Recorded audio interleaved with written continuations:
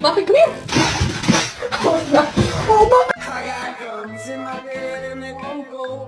Can you say how are you?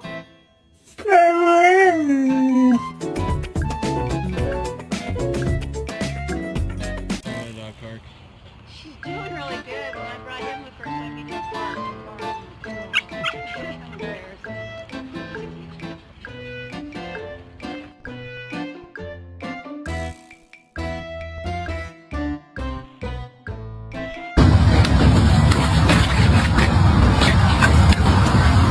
How do you feel about this project we got going on, huh?